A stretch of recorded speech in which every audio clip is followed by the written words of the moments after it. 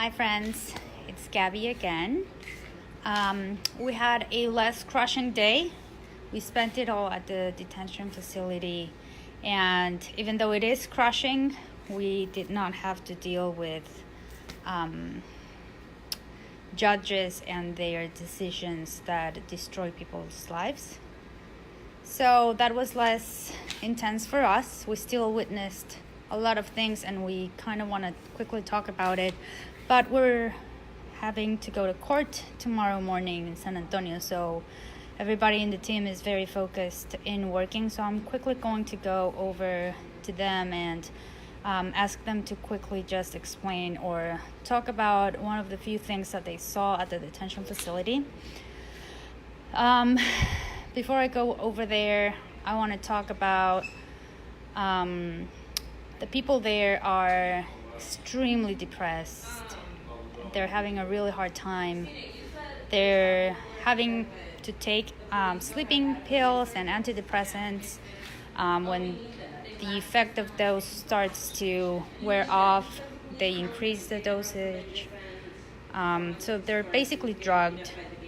And they're still depressed. So they're taking medication that would take their depression away, and that's not doing it. So that talks about how hard and horrible it is to live there. Some of them just want to be deported and just want to go home, even though their option is to die. So it's just hard. Things are bad. It was really hard looking at the kids coming out of school, and some of my friends will talk about what school is. And okay, I'm walking over, and this is what our workspace looks like. We usually have a lot of snacks and we just hang out and work. We have Christina and Jason here. Hi guys. Anything you would like to talk about and share about what you saw at the detention center today? Today we learned from one of the fathers that during the hunger strikes there was what appeared to be the SWAT team that came in. They had the plastic shields and they were just disappearing people who participated. And these were fathers that were peacefully protesting and not eating because they were separated from their children. And we've heard reports of fathers that had their sons in a different room and they didn't know why the son was being taken to a different room, and then they're disappeared for 2 months, and then they get their sons back and there's so much trauma and they have to rehabilitate while they're incarcerated still with their children. And that was really hard to hear, that people are trying to peacefully protest and have the one bit of power that they have within their person, and they're still being persecuted by our own government while they're trying to flee persecution by their own. So that's what I had to contribute for today. Thank you. Jason? Okay, I'll get back to you. Amparo. Hey everyone. So today I met more dads and children, and one of the dads shared with me and pointed to the significant hair loss that he's experiencing because of all the trauma and stress and anxiety of having gone through this experience, and how it is literally breaking him. Someone also told me about how even though these centers, they try to make them seem like they're friendly in Disneyland, the guards are going through like at 3 in the morning and different times of night and like banging on their doors and waking them up, so these people are sleep deprived and tired and facing all these hurdles. Thank you. That's so bad. Hi, Ashley. Hey, Gabby, how you doing? I'm okay. How are you doing? I'm doing better than yesterday. Okay, tell us a little bit about your experience today. So today I had to kind of shift gears. After yesterday, I was pretty torn down. I was pretty defeated. And I know we had our debrief, but I really was ready to go home, and I don't think I've ever felt that way before. Like I really felt a conviction to quit. But I powered on, and this morning I was asked to take on additional cases, and that wasn't my expectation. But if we didn't take it, no, they wouldn't have representation. And so we came to fight the good fight and to keep fighting.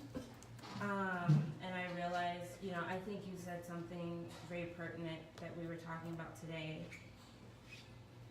We have the privilege to walk away and stop.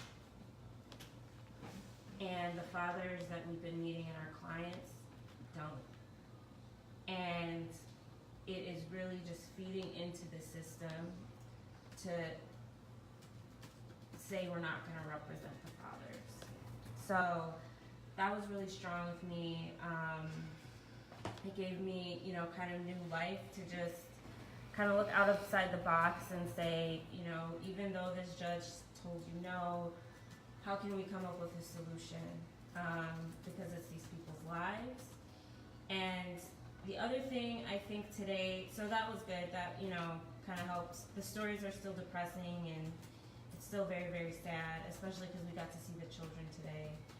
Our one client, he wants to be an industrial engineer, and he's sitting in school drawing shapes because he's detained. But the one thing that I realized was that the children are going to school from 8:30 to 4:30 every day, year round. And I hate to call it a benefit or a privilege, but the U.S. government will pay hundreds of dollars a day to detain a child and send them to school 365 days a year for 8 hours a day, but they won't do it for American citizens. No. I think that's telling. And that really stuck with me, and I think people have a lot of judgments about the immigrants that come to this country, particularly through the southern border. And when this student or our client was talking to us about how he wanted to be an industrial engineer and just all his hopes and dreams, I really think those profiles need to be told, because our client was telling us how he brought his son, and no parent would risk the danger of bringing their son to another country through a coyote if it was safe to just stay at home. So I really hope that from this trip, we can share more stories and profiles about the people that we met to help humanize them and really make other people realize that they could be your neighbor, or just, the kid that you know, or that you've known all your life. So we fight tomorrow. We have 2 more cases. Well, I have 2 more cases. We have 4 more cases? 4 more. 4 more cases. So I think we're covering the whole Raices docket tomorrow. And so, we're going to put up the good fight. We're not going to stop. We're not going to stop tomorrow. We're just going to keep going, and I hope people continue to shed light on what's happening here at Karnes and what's happening across the immigration system. Thank you. Birgit. Hi. Hi, girl. Yeah, one of the things that was really hard for me to see is that we talked to one of the clients that spoke in Coral, it's a dialect, and we spent all day trying to call the language line to get him an interpreter, but we weren't successful. So we had to talk to him in Spanish, but his Spanish was very, very limited. He has an accent, he can't explain himself well. So it was really sad to see that he doesn't get the same opportunity to tell his story like a Spanish speaker would on like such an important matter. So that was pretty devastating. I think that was really hard for me to see, because we've been doing a lot of this Spanish interpreting, you and I, and it's sad to see that they don't get the same opportunity, and that a lot of them are going through the same thing, and also that their cases get delayed because of this problem. Yeah. Thank you. So that's where we're at. We were able to witness a lot of things. Oh, Jason, I'm sorry. I'm still here. Ah, So I have to give another word for the day. Today's word is going to be resilience. And I'm choosing that word because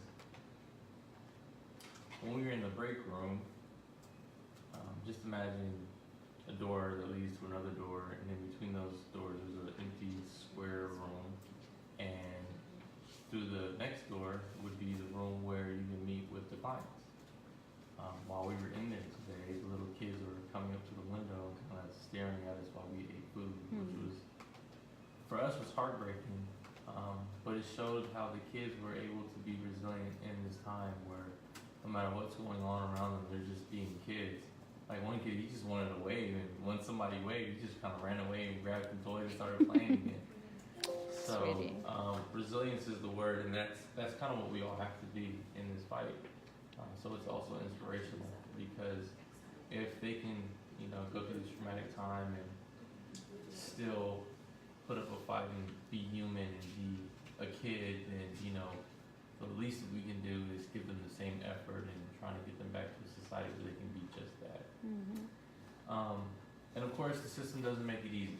So I always have to touch on something like that. And today, the one thing that I noticed was that all our clients didn't even have notice of the hearing that they're supposed to attend. If you look through their documents, it says to be determined or something along those lines. It doesn't have a date. So they're just in there detained, waiting till they get word from who knows where or how they get it to all of a sudden find out they have a date. And unfortunately, the system isn't really designed to ensure that they have the right to counsel. You just heard Ashley talk about recovering Rice's docket. What happened if we weren't here? These persons would go in front of the judge still.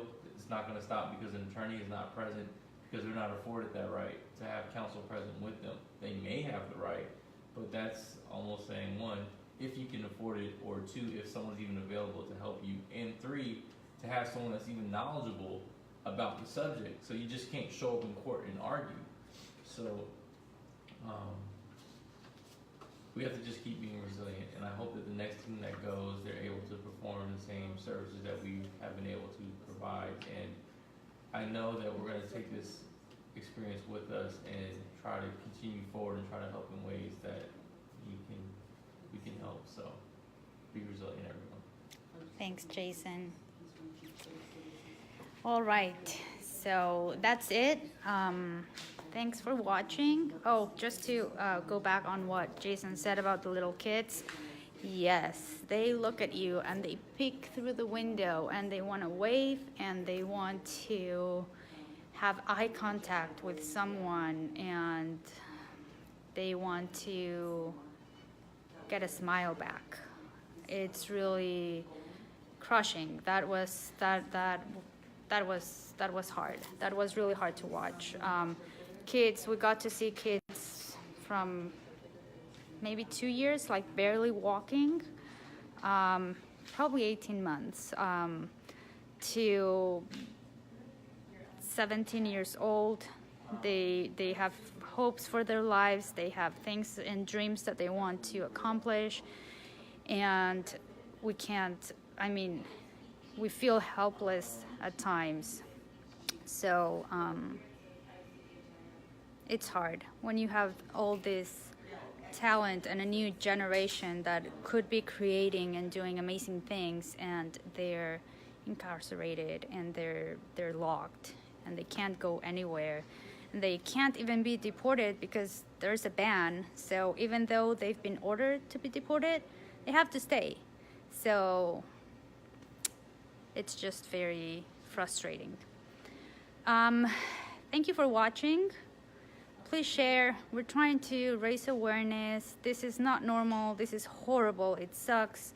People are suffering. People's lives have been destroyed. Please share. We have to do something. This is not right. This can't continue. And we just have to do something. Thanks for watching, guys.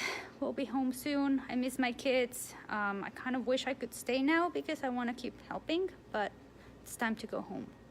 So tomorrow's our last day, and we will have another live video probably tomorrow evening.